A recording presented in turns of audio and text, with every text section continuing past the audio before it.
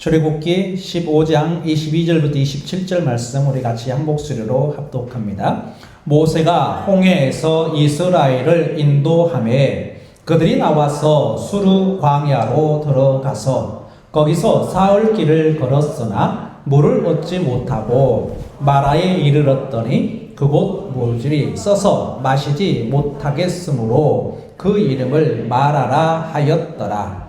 백성이 모세에게 원망하여 이르되 우리가 무엇을 마실까 하매 모세가 여호와께 부르짖었더니 여호와께서 그에게 한 나무를 가르치시니 그가 물에 던지니 물이 달게 되었더라. 거기서 여호와께서 그들을 위하여 법도와 율례를 정하시고 그들을 시험하실세 이르시되 너희가 너희 하나님 나 여호와의 말을 들어 순종하고 내가 보기에 의를 행하며 내 계명에 귀를 기르며 내 모든 규례를 지키며 내가 애굽 사람에게 내린 모든 질병 중 하나도 너희에게 내리지 아니하리니 나는 너희를 치료하는 여호와임이라. 그들이 엘림에 이르니 거기에 물샘 12과 종려나무 70그루가 있는지라. 거기서 그들이 그 물 곁에 장막을 치니라. 아멘. 오늘 말씀은 지난 주간에 우리 새벽 예배 때 보았던 말씀인데 쓴물이 단물이 되다. 우리가 이미 다 알고 있는 이야기지만 다시 한번 말씀에 의지해서 하나님께서 우리에게 주신 말씀이 또 나에게 주신 말씀이 쓴물이 단물 되게 하는 그 은혜가 오늘 본문 말씀에서만이 아니라 우리의 삶에도 그런 삶이 되었으면 좋겠다라는 생각이 듭니다. 자, 이스라엘 백성들이 애굽을 탈출을 했어요. 그래서 오늘 보니까 사흘 길을 걸었다라고 표현을 하고 있죠. 1절에 보니까 수르 광야로 들어가서 거기서 사흘 길을 걸었다. 요즘에 아이들이 문해력 테스트 하게 될 때 사흘이 며칠이야? 하게 되면 아이들이 4일 이렇게 표현을 한다고 해요. 사흘, 4일 좀 비슷한 것 같죠? 그러나 우리는 하루, 이틀, 사흘, 그 다음에 4일은 나흘 이렇게 표현을 하잖아요. 근데 요즘 아이들이 문해력 테스트 할 때 이게 많이 사흘이라 하게 되면 아이들은 그냥 4일이라고 생각해요. 그러나 우리 이게 이제 세대 차이가 날 수도 있겠지만 사흘 하게 되면 3일입니다. 광야에서 3일 길을 걸을 때 그들이 무슨 생각을 하면서 걸었는지는 알지 못했지만 그들에게 꼭 필요한 것은 물이겠죠. 3일 동안 하루 동안에도 물을 안 마시게 되면 저는 아침에 일어나게 되면 꼭 물 한 잔씩 마십니다. 그냥 물이 땡겨요. 그러니까 아침 일어나 물 한 잔 마셔요. 그리고 조금 있으면 뉴스 좀 보고 새벽 예배 오기 전에 한 잔 마시고 새벽 예배 다녀와서 이제 뉴스 이렇게 체크하면서 하다 보면 또 물 한 잔을 마셔요. 그리고 조금 더 궁금하게 되면 꿀 한 잔을 또 타요. 그리고 꿀 한 잔을 또 마셔요. 그리고 이렇게 받아오면 한 아침에 이제 7시가 넘어가기 시작해요. 그러니까 아침 7시 정도 되게 되면 그렇지 또 모닝커피 한 잔 해야지 하면서 또 모닝커피를 또 한 잔 해요. 아침에만 하더라도 물을 몇 잔을 마시는지 몰라요. 근데 만약에 저에게 물이 없다라고 생각하게 되면 견디기 어려울 것 같아요. 요즘에는 사람들이 밥은 안 먹어도 커피는 마신다라고 하잖아요. 그래서 카페가 우후죽순 많이 늘어나잖아요. 우리 동네에도 지난주에 또 카페가 몇 군데가 더 생겼더라고요. 문을 닫는 카페도 있지만 오히려 문을 여는 카페가 더 있는 것 같기도 해요. 커피가 없다. 요즘에는 커피 중독된 사람들이 많잖아요. 하루라도 커피를 안 마시면 하루에 일과가 시작이 안 된다든지 아니면 머리가 아프다든지 아니면 이 집중이 잘 안 된다든지 이런 분들 많습니다. 그러다 보니까 커피를 꼭 마시죠. 필수 조건들, 우리의 생리적인 여건을 살아가기 위해서는 물은 필수적입니다. 근데 그 물이 3일 동안 없었던 거예요. 그리고 드디어 3일 만에 마라라는 곳에 도착했는데 거기에 물이 있었어요. 근데 그 물이 써서 도저히 먹을 수가 없는 거죠. 내용은 하나님께 모세가 부르짖었더니 하나님께서 모세에게 한 가리키는 나무를 보았고 그 나뭇가지를 그 쓴물에다 던졌더니 단물이 되었다. 이런 내용입니다. 우리 인생에 있어서도 이스라엘 백성들처럼 쓴물을 만날 때가 있어요. 쓴물. 그 쓴물을 만날 때 하나님께서 그 쓴물을 단물이 되게 하는 그 은혜가 우리에게 임하면 얼마나 좋을까라는 생각을 했습니다. 인생의 쓴물, 고통, 그 고통이라는 것은 개인의 문제일 수도 있고 뭐 가정의 문제, 사업의 문제, 아니면 인간관계의 문제, 더 나아가서 내 마음속의 문제, 미움이, 또 절망이, 원망이, 좌절이, 열등의식 등등 이런 모든 것들이 다 쓴물이잖아요. 그래서 오늘 본문 말씀을 통해서 이런 쓴물 같은 우리의 인생을 하나님께서 단물로 바꿔주시기를 원하는 그 마음으로 오늘 본문을 한번 바라보시기 바랍니다. 자, 우리의 인생길에는 많은 쓴물들이 있습니다. 사람마다 쓴물을 만나기를 원하지 않지만 누가 쓴물을 만나고 싶겠어요? 쓴물 만나고 싶은 사람 아무도 없어요. 쓴물을 만나고 싶지 않지만 그럼에도 불구하고 우리가 살면서 만나는 여러 가지 모양의 쓴물들이 있습니다. 그 중에는 죄악의 쓴물이 있습니다. 나는 죄를 짓고 싶지 않아요. 나는 예수 그리스도를 믿는 하나님의 자녀로서 더 이상 죄된 모습으로 살아가고 있지 않아 하고 싶은 마음이 없어요. 그러나 나도 모르게 이 죄악이 들어온단 말이에요. 창세기에 보게 되면 아담과 하와가 에덴 동산에서 죄를 짓는 그 죄의 원죄가 우리 안에 고스란히 남아 있는 것입니다. 그래서 그 죄로 인해서 에덴 동산에서 추방당하고 그 고통을 따르고 있는 거잖아요. 우리들도 마찬가지입니다. 죄는 분명히 사망의 독이 들어 있습니다. 근데 그 죄를 늘 마음속에 품고 살아가고 있는 우리의 모습이 아닌가라는 생각을 합니다. 자, 그 죄들 중에서 이런 죄들이 있죠. 분노, 시기, 미움, 뭐 이런 증오. 이 마음이 나는 갖고 싶어 않아요. 누가 분노하는 마음을 누가 갖고 싶겠어요? 누가 미움이라는 마음, 증오라는 마음, 뭐 시기라는 마음을 누가 갖고 싶겠어요? 근데 이게 나도 모르게 불쑥불쑥 일어나는 것이 내 마음이에요, 내 마음. 내 마음에 막 분노가, 내 마음의 시기가, 증오가, 원망이 나도 모르게 나온단 말이에요. 가인은 하나님께 제사를 드렸어요. 하나님께 제사를 드릴 때 가인이 얼마나 마음이 기뻤겠어요. 첫 수확을 드리잖아요. 가인이 하나님께 농사를 지어서 이 농사 지었던 것 중에 첫 수확을 하나님께 기쁨으로 드렸어요. 얼마나 정성을 다해서 농수산물을 수확을 해서 하나님께 드렸겠냐고요. 하나님께 제물을 드리는 그 제사의 행위들이 얼마나 가인의 마음속에 기쁨이 넘쳤을 거예요. 하나님, 내 제물을 받아주옵소서. 하나님께 예배드리는 내 마음을 받아주옵소서. 이런 마음이 가인에게 있지 않았겠어요? 처음에. 그런데 하나님께서 가인의 이 농수산물, 이 농작물에 대한 하나님의 연락하심은 없고 자기 동생 아벨이 어린 양의 제물을 하나님께 드렸는데 하나님께서는 그 아벨의 이 어린 양의 제물만 연락하셨잖아요. 그러니까 처음에 가인이 하나님께 농수산물을 통해서 예배 드리려고 했던 그 마음의 기쁨은 사라지고 가인은 아벨에 대한 시기 그리고 하나님에 대한 원망, 하나님 왜 아벨의 제사는 받아주고 내 제사는 받아주지 않아요? 그 원망이 가인의 마음에 불현듯이 올라온 거예요. 가인이 아침에 그 제사 드리는 아침을 한번 상상 한번 해보십시오. 가인이 아침에 오늘 내가 중간에 썽지를 한번 내가지고 아벨을 확 죽여버려야지. 이런 마음으로 아침을 시작했겠어요? 제사 드리는 그 아침에 가인은 몸을 정결하게 하고 마음을 다잡고 그리고 하나님께 제물 드리는 그 마음의 기쁨으로 하루를 시작했을 거예요. 그런데 나도 모르게 이 마음에 분노가 들어왔습니다. 원망이 들어왔습니다. 시기가 들어왔습니다. 나도 모르게 들어온 거예요. 그로 인해서 가인은 저주를 받게 됐잖아요. 이게 내가 하고 싶어서 내가 그렇게 하고 안 하고 이게 내 마음에 이런 내가 스스로 뭐 계획하고 뭐 할 수 있는 게 아니에요. 이게 죄예요, 죄. 미움은 남만 죽이는 것이 아니라 사실은 자기 자신도 죽이는 결과를 가져오게 되는 거예요. 미워하는 마음. 아벨을 미워했어요. 아벨을 죽였어요? 아니에요. 아벨만 죽이는 것이 아니라 가인 자신도 죽었어요. 하나님께 버림받았습니다. 가인이 얼마나 저주스러운 인생을 살았겠어요. 영국의 유명한 해부학자 존 헌턴이라는 사람이 있었대요. 근데 그 의사가 이렇게 표현을 합니다. 분을 내는 자는 자살하는 사람이다. 분과 노는 남을 괴롭히기 전에 자기를 죽인다. 이런 말을 했어요. 본인이. 자, 그런데 그 박사가 어느 해부학회에 참석했다가 다른 의사로부터 질타를 많이 받았어요. 비난을 많이 받았어요. 비평을 많이 받았어요. 다른 의사가 이 자기를 비난하고 비평하는 이 상황을 참지 못해서 이 해부학자 박사님이 분을 참지 못해서 대항하다가 확 열을 냈겠죠. 야 하면서 성질을 냈겠죠. 그러다가 그 자리에서 심장마비로 죽었대요.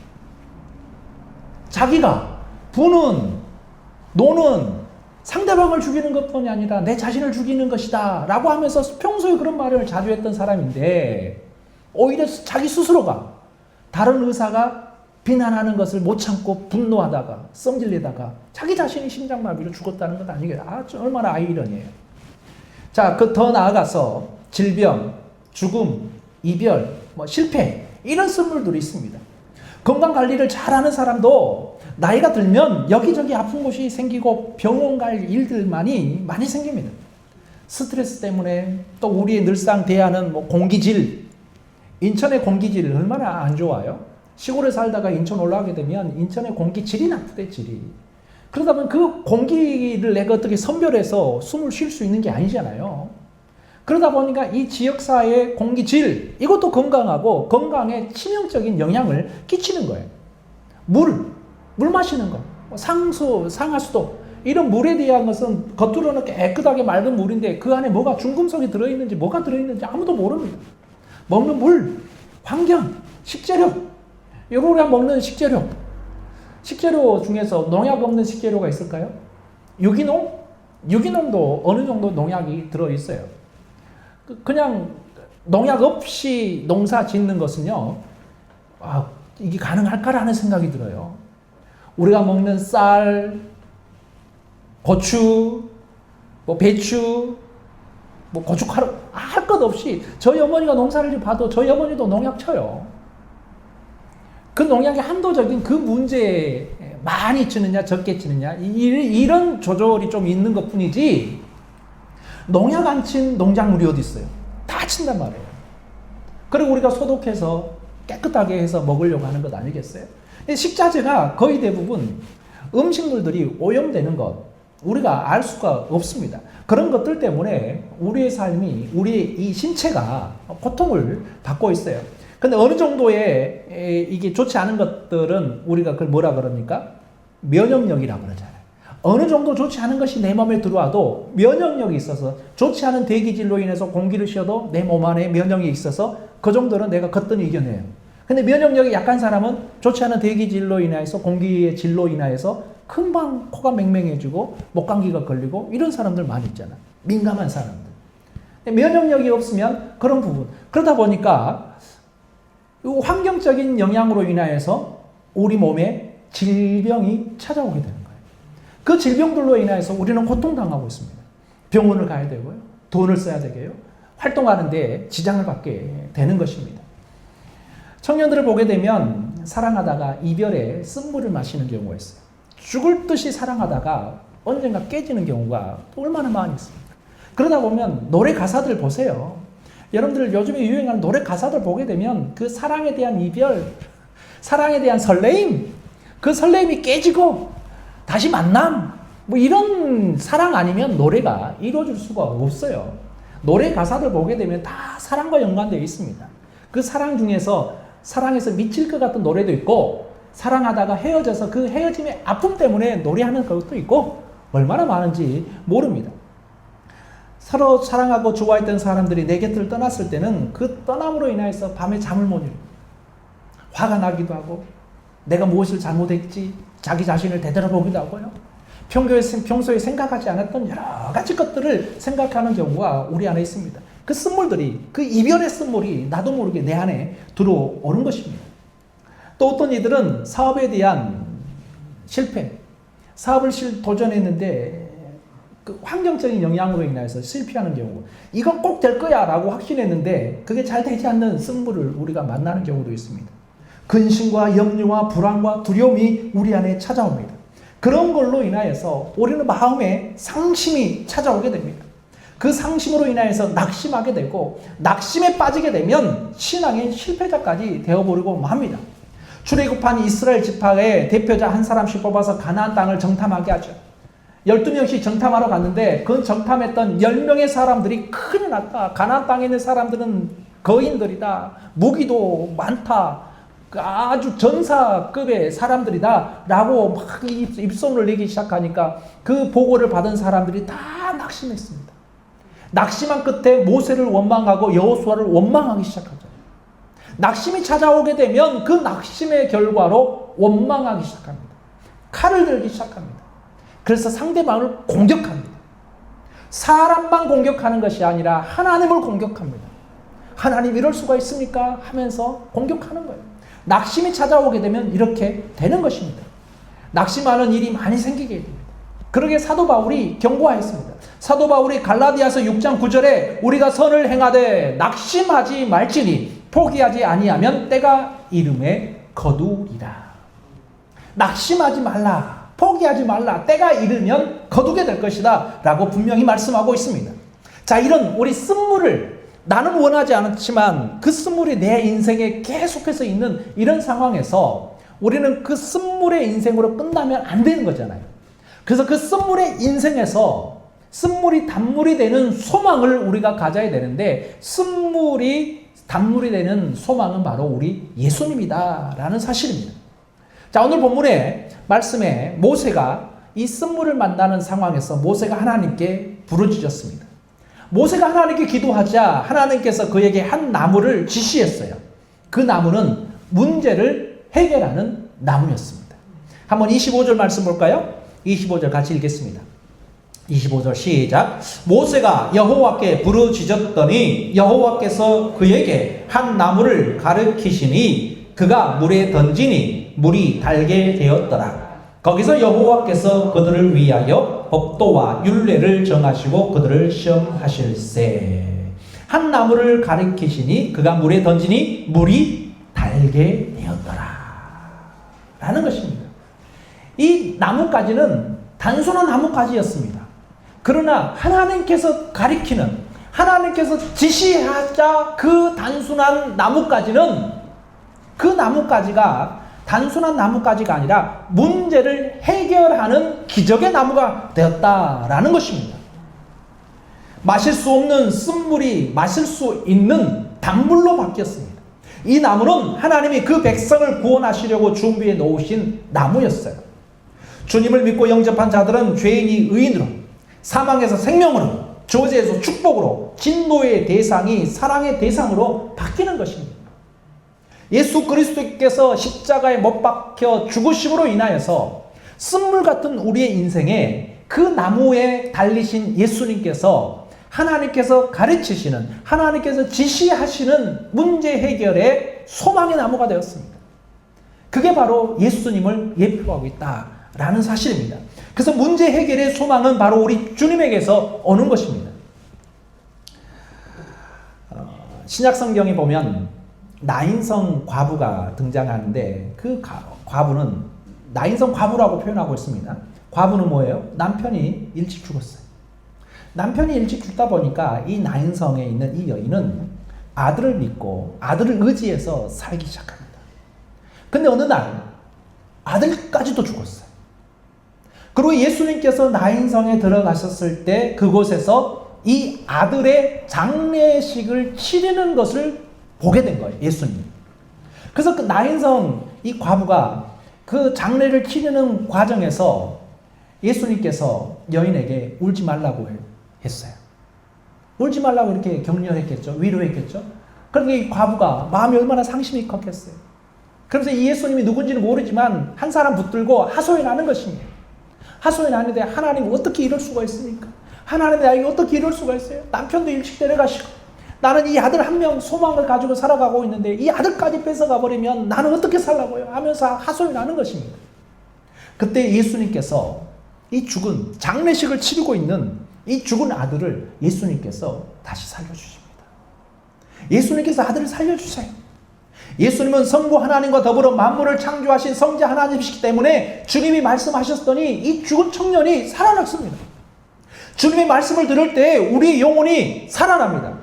하나님의 말씀을 듣고 에스겔 골짜기에 있는 그 마른 뼈들이 일어나 군대를 이룬 것처럼 하나님의 말씀을 오늘도 우리에게 영생을 주시는 하나님의 말씀을 통하여서 우리에게 일어나라 라고 말씀하시고 있습니다.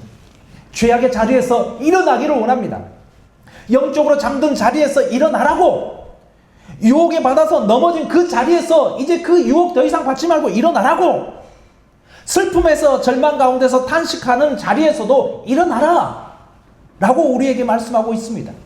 부활이요 생명이신 예수님은 쓴물로 고통당하는 우리 한 사람 한 사람에게 단물을 주시는 우리 예수님이십니다. 참 생명을 주시기 위해, 참 기쁨과 평안을 주시기 위해서, 참 소망을 주시기 위해서 우리 예수님께서 오신 것입니다. 그래서 우리가 사순절 기간을 보내면서 그 오신 예수님을 묵상하는 거예요. 깊이 묵상하는 것입니다. 우리에게 소망을 주시고 평안을 주시고 생명을 주시는 그 예수님을 깊이 묵상하는 기간이 이 사순절 기간임을 우리가 잊지 말아야 됩니다. 도적이 오는 것은 도적질하고 죽이고 멸망시키려고 온 것뿐이요, 내가 온 것은 양으로 생명을 얻게 하고 더 풍성히 얻게 하려는 것이니라 라고 예수님께서 요한복음 10장 10절에 말씀하셨어요. 도적이 와요. 도적이 오는 목적이 뭐예요? 상대방 물건을 빼앗고 죽이고 강도질하기 위해서 도적으로 오는 거예요. 사단은 우리에게 올 때 그거예요. 너 생명 빼앗고 너 가지고 있는 다 빼앗고 강도질하려고 사단이 우리 안에 오는 거예요. 사단이 우리에게 좋은 거 주려고 절대 오지 않습니다. 근데 사람들은 현혹됩니다. 유혹됩니다. 사단이 유혹한지 모르고 그냥 넘어가요. 도적들이에요. 도적들. 그래서 예수님께서 도적이 오는 것은 도적질하고 죽이고 멸망시키는 것 뿐이다 라고 하면서, 내가 온 것은, 나는 선한 목자라, 내가 온 것은 나로 하여금 그 양으로 생명을 얻게 하고 더 풍성히 얻게 하려는 것이다. 이게 예수님께서 오신 목적이고 예수님께서 오신 이유예요. 우리 모두 쓴물 인생의 소망이신 예수님을 바라보시기 바랍니다. 내 인생은 쓴물 인생이에요. 내 인생은 쓴물 인생이지만 우리 예수님만 바라보고 예수님이 소망 삼아서 나아가는 것입니다. 주님은 쓴물을 단물로, 마라를 엘림으로 바꾸셨습니다. 이스라엘 백성들이 마라에서 단물로 바뀐 물을 마시고 더 나아가다 엘림에 당도합니다. 자, 우리 27절 같이 읽겠습니다. 시작. 그들이 엘림에 이르니 거기에 물샘 12과 종려나무 70그루가 있는지라. 거기서 그들이 그 물 곁에 장막을 치니라. 아멘. 12지파를 위한 넉넉한 물샘이 있었습니다. 그리고 70인 장로를 위해서 장막을 치기 시작했습니다. 백성 전체를 위한 충분한 물과 나무들이 있는 광야에 있는 오아시스를 발견하게 됐던 것입니다. 집을 분양하잖아요. 우리 아파트 뒤편에 있는 푸르지오도 분양 광고를 하고 그러던데, 아파트를 짓게 되면 분양 광고를 하는데 그 분양 광고를 할 때 꼭 먼저 세우는 것이 뭐예요? 모델하우스를 세우잖아요. 근데 모델하우스를 세우는 것을 보게 되면, 지난번에 저희 동네에다가도 모델하우스를 짓는 거 보니까 다 빔으로 세우고 판때기로 그냥 얼기설기 하더라고요. 근데 막상 그 모델하우스가 지어진 곳에 들어가게 되면 실내는 꼭 우리가 사는 벽돌 콘크리트로 되어 있는 집하고 똑같이 만들어 놓잖아요. 몇 평 아파트 몇 개 무슨 형 하게 되면, 그곳에 들어가게 되면 야, 74형은 이런 것이구나, 84형 A는 이런 공간이 나오구나 하면서 이렇게 집을 둘러보잖아요. 근데 그것은 말 그대로 모델하우스예요. 모델하우스. 내가 살 집이 아니라 내가 살 집의 모형인 거예요. 그것은 내가 진짜 살 수 있는 곳이 아니에요. 왜냐하면 지어진 게 그냥 판넬로 지어진 거예요. 판때기로. 그러다 보니까 그곳에 난방을 대기를 하겠어. 그냥 따뜻한 바람은 나올는지 모르겠지만 바닥 난방이부터 시작해서 그냥 그 모형인 거예요. 모형. 모델하우스 분양하는 내 진짜 집은 앞으로 지어질 그 땅을 파고 콘크리트를 붓고 철근을 세워서 나는 그 집이 내가 진짜 살 집이지, 모델하우스는 그 내가 살 집과 똑같이 만들어 놓은 모형에 불과한 거예요. 어찌 보면 우리의 인생은 현재 이 세상에서 모형에서 살고 있어요. 모형. 진짜 집은 천국을 소망하는 우리 마음이 돼야 됩니다. 이곳은 그냥 모형일 뿐이고 이 천국은 진짜 내 집이 있어 라고 하는 마음이 우리의 마음이 되어야 되는 것입니다. 어찌 보면 이 엘림은 하나님께서 이스라엘 백성들을 출애굽시키고 난 다음에 너희가 가게 되면 이 가나안 땅에는 이런 것, 이 엘림에 있는 것들 아무것도 아니야. 가나안 땅에 가게 되면 이런 것 천지빛깔이야 라고 하는 그 모형을 이 광야 길에서 보여주고 있는 것입니다. 이 광야에서 하나님께서 마라를 엘림으로 바꾸는 거예요. 마라라는 뜻은 쓴물, 이 상처, 괴로움, 이런 의미를 가지고 있는 마라라는 뜻입니다. 마라. 근데 엘림은 하나님께서 주신 소망, 하나님께서 주신 넉넉함, 풍족함, 이걸 의미하는 거예요.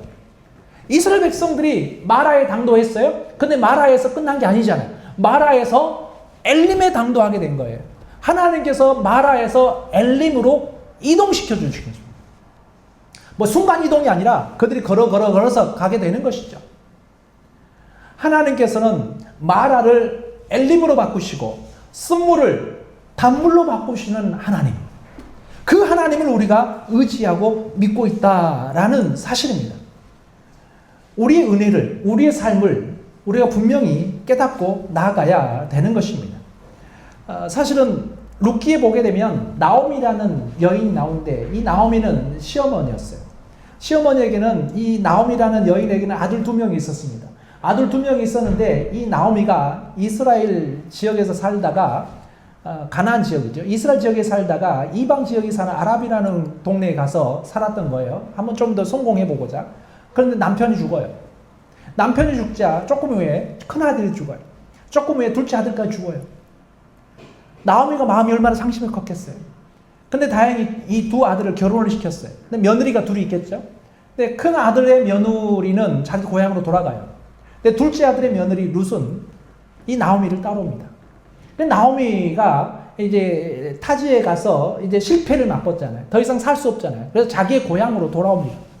자기의 고향으로 돌아오니까 그 고향에 있는 사람들이 젊었을 때 떠났던 이 나오미를 기억하잖아요. 그러니까 동네 사람들이 나오미야, 나오미야 하면서 계속해서 나오미 이야기야. 아니 나오미 아니니? 아, 나오미 어떻게 왔어? 어떻게 살았어? 계속 나오미에 대한 이 관심 집중하고 있는 거예요. 그래서 이 나오미를 알아보는 사람들에게 나오미 스스로가, 이 시어머니가 그들을 향해서 이렇게 말합니다. 나오미가 그들에게 이르되 나를 나오미라 부르지 말라. 나를 마라라 부르라. 마라. 이 룻기에도 이 마라라는 단어가 나옵니다. 나오미라는 뜻은 희락, 기쁨, 뭐 이런 뜻이에요. 근데 나오미가 희락과 기쁨의 이름의 뜻을 가지고 살고 싶었는데 그런 삶을 살지 못했죠. 쓴물을 맛봤죠. 쓴물을 맛봐서 남편 보내고 아들 둘 보내고 그 쓴물을 맛봐서 실패를 경험하고 고향으로 돌아왔잖아요. 그래서 고향 사람들이 너 나오미 아니니? 아이고 어떻게 살았어? 하니까 그 말하는 사람들에게 나를 나오미라고 부르지 마세요. 나는 기쁨, 희락 이런 뜻과는 전혀 관계없는 인생을 살았어요. 나를 마라라 부르세요. 쓴물, 괴로움 이런 의미를 가지고 있는 슬픔, 쓰다 이런 의미를 가지고 있는 마라라 라고 부르라 라고 이야기하잖아요. 그렇게 실패한 인생이 나오미였어요. 그런데 고향으로 돌아왔을 때 깜짝 놀라는 기적들이 발생해요. 먹고 살 길 없는 그들에게 보아스라는 남자가 다가와서 룻과 재혼하게 되고, 그 보아스라는 남자가 얼마나 마음 따뜻한 사람인지 재혼했던 룻뿐만이 아니라 이 룻의 시어머니였던 나오미까지 거둬들여요. 그래서 고향에서 이 나오미는 희락과 기쁨을 다 버리고 마라의 이름으로 살려고 했는데 하나님께서 보아스라는 남자를 주시고 그 며느리 룻으로 인하여서 온 삶이 다시 평안함을 누리게 돼요. 이게 우리의 인생이 되어야 될 줄로 믿습니다.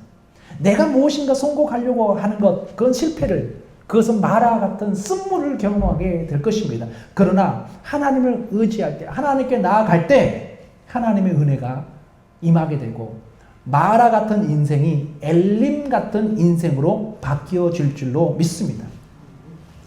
똑같은 미풍이 불지만 오물은 더러운 냄새를 풍기고 거룩한 기름은 향기로운 냄새를 풍기고 있습니다. 믿음의 사람이냐 아니냐에 따라서 고통의 결과가 달라지는 것입니다.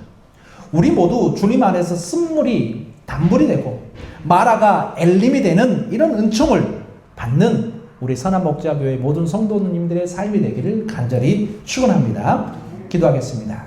좋으신 하나님, 우리의 인생은 마라 같은 인생을 살아가고 있지 않습니까? 내가 생각하고 내가 계획하지 않았던 쓴물들을 만납니다. 그 만남의 괴로움, 그 삶의 힘듦을 우리가 겪게 되고 넘어져 있습니다. 쓰러져 있습니다. 그러나 하나님께서는 마라를 엘림으로 바꾸시고 쓴물을 단물로 바꾸시는 기적을 우리에게 보여주셨으며 우리도 이와 같은 삶을 살아가게 하여 주시옵소서. 우리 인생길에 많은 쓴물이 있지만 더 이상 그 쓴물이 쓴물되게 내버려 두는 것이 아니라 예수님을 바라보게 하여 주옵소서. 예수님만이 우리의 소망이 되는 줄 믿습니다. 그래서 예수님을 바라보고 그 바라봄으로 인하여서 슬픔이 변화해서 기쁨을 맛볼 수 있는 저희 모두가 될 수 있도록 주님 은혜를 베풀어 주옵소서. 예수 그리스도 이름으로 기도드렸사옵나이다. 아멘. 지금은 우리 주 예수 그리스도의 은혜와 하나님의 사랑과 성령의 교통감하신 은혜가 쓴물이 변하여 단물 되기를 원하고 마라의 인생에서 엘림의 인생으로 바뀌기를 원하는 우리 모든 성도들 머리 위에, 저들의 삶 위에, 저들의 가정과 저들의 모든 형편 위에 지금부터 영원히 함께하여 주시기를 간절히 축원하옵나이다. 아멘.